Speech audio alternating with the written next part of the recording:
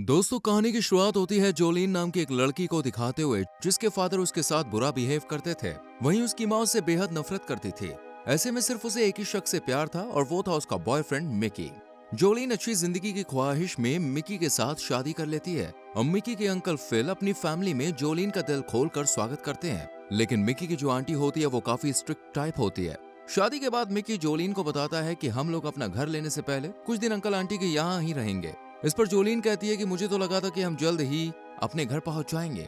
जोलीन को उदास देखकर मिकी उसे खुश रखने का वादा करता है और फिर दोनों रिसेप्शन प्लेस पर चले जाते हैं।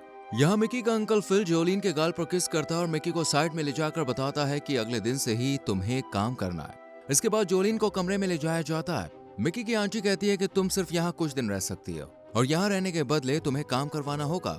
अगले दिन मिकी जोलीन को स्कूल छोड़ने जाता है और क्लास में जोलीन की आर्ट टीचर देखती है कि जोलीन अपने काम से खुश नहीं है। इसलिए टीचर जोलीन को कहती है कि जो तुमने देखा उसे ड्रॉ करो और जोलीन डिनर पर बैठी फैमिली का एक स्केच बनाती है और फिर रात को हम पूरी फैमिली को डिनर पर देखते हैं। फिर जोलीन के बनाए हुए खाने की तारीफ करता है, लेकिन मिकी की आंटी को खाना पसंद नहीं आता, इसलिए वो फिल को अपना खाना दे देती है। यहाँ मिकी की आंटी जोलीन को अगली बार से मीठे में भी कुछ बनाने के लिए कहती है।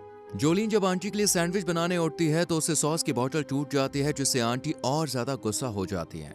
रूम में मिकी जोलीन को अपसेट देखकर उसे समझाता है और उसको एडवांस बर्थडे गिफ्ट भी देता है, जो कि एक ओल्ड फैशन की नाइटी थी।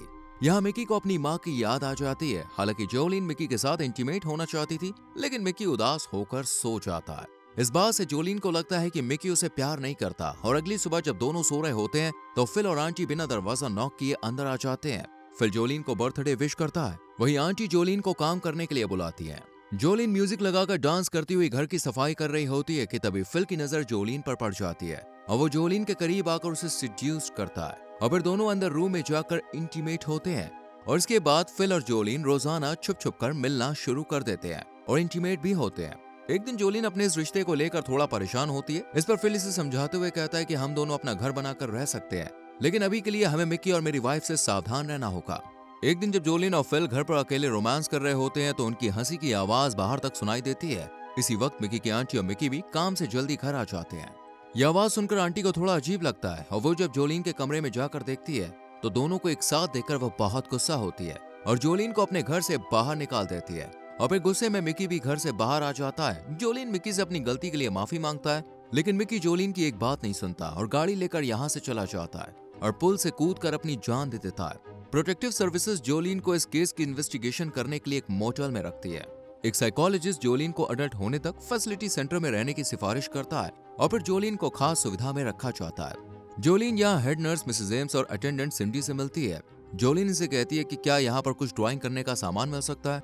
मिसेस एम्स इसे ड्राइंग करने की परमिशन देती है और फिर जोलीन को उसकी जगह दिखाने ले जाया जाता है। यहाँ के लोगों को देखकर जोलीन को समझ में आ जाता है कि ये जगह मेंटल हेल्थ बेहतर करने के लिए बिल्कुल भी नहीं है। कुछ समय के बाद जोलीन को कोर्ट में बुलाया जाता है, जहाँ ये साबित किया जाता है कि जोलीन नाबालिग है, जिसे कोर्ट के सामने पेश करने में आसानी हो कि फिल ने उसका फायदा उठाया। कोर्ट में जोलीन फिल से बात करने की कोशिश करती है, लेकिन फिल इसे इग्नोर कर देता है। कोर्ट से फैसिलिटी सेंटर जाते वक्त सिंडी जोलीन से फिल के बारे में बात करती है और सिंडी को समझ में आ जाता है कि फिल ने इसका फायदा उठाया था। सेंटर जाने के बाद जोलीन सिंडी से कहती है कि मैं इस बंद जगह में नहीं रह सकती। इस पर सिंडी जोलीन को समझाती है और यहाँ से चली जाती है। सिंडी के चले जाने के बाद जोलीन मिकी का स्केच बनाने लगती है। अभी जोलीन इस जगह एडजस्ट हो ही रही थी कि तभी यहाँ पर एक पेशेंट महिला कांच से अपना हाथ काट लेती है, लेकिन उसकी जान बच जाती है। जैसे जैसे दिन बीतते हैं वैसे वैसे सिंडी और जोलीन के बीच रिलेशन गहरा होता जाता है और सिंडी जोलीन का काफी ध्यान भी रखती है। लेकिन सिंडी को ये नहीं पता होता कि जो दवाई वो जोलीन को दे रही है वो जोलीन खा ही नहीं रही है। एक दिन सिंडी जोलीन के करीब आ जाती है और उसे किस करने लगती है। हालांकि इस सबसे जोलीन को काफी अजीब महसूस होता है, लेकिन वो कुछ नहीं कहती।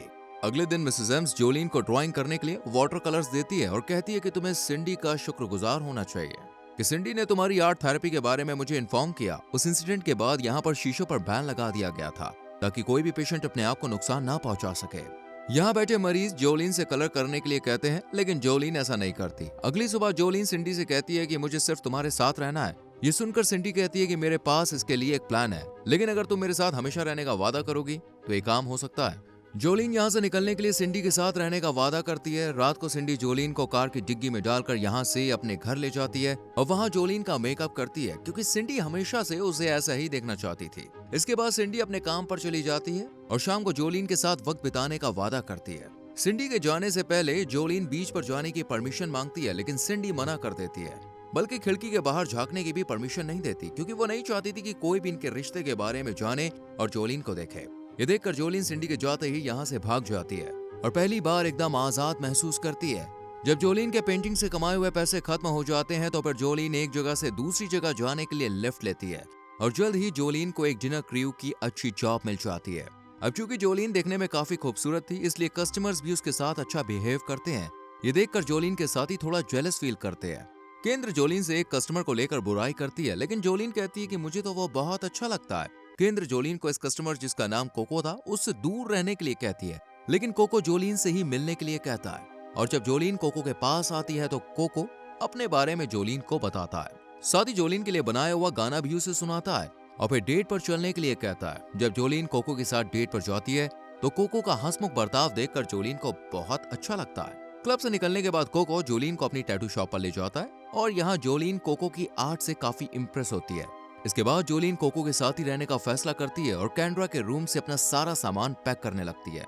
हालांकि कैंड्रा जोलीन को समझाती है कि तुम्हें उस पर भरोसा नहीं करना चाहिए, क्योंकि अभी तुम दोनों को सिर्फ 2 ही हफ्ते हुए हैं, लेकिन जोलीन कहती है कि वो मुझ पर ट्रस्ट करता है। जल्द ही जोलीन कोको से टैटू बनाना सीख जाती है और कस्टमर भी जोलीन से काफी खुश होते हैं। कुछ टाइम के बाद कोको जोलीन को शादी के लिए प्रपोज करता है। जोलीन कोको के बारे में कुछ ज्यादा नहीं जानती थी, इसलिए वो मना कर देती है, लेकिन फिर कोको के कहने पर शादी के लिए राजी हो जाती है।